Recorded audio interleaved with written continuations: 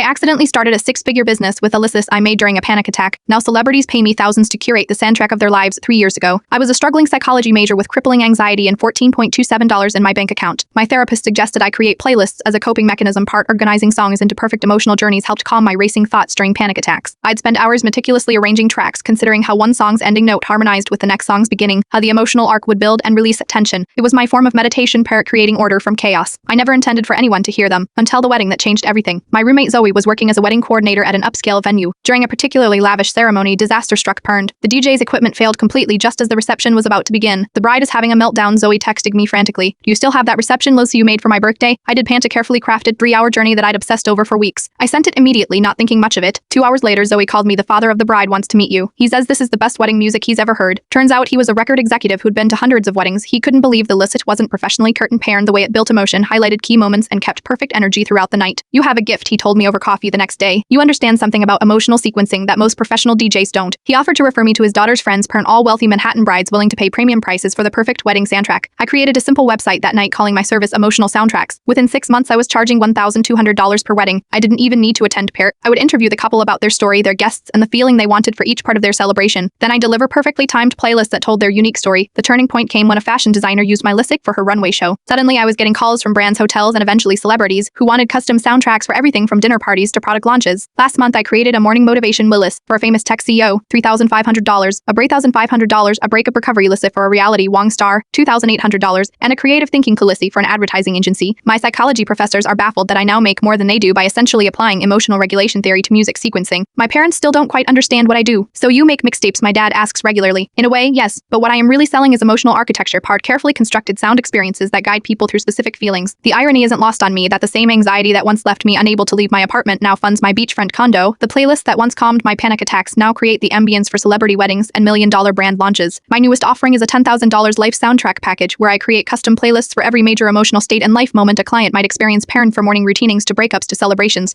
My therapist says it's the most successful case of turning your coping mechanism into your career she's ever seen. I just think it's proof that sometimes your greatest weakness, when understood and channeled correctly, can become your most valuable strength. Now, if you'll excuse me, I need to finish this post-divorce empowerment list for a client. She's paying $4,000 to feel like the main character in her own life again.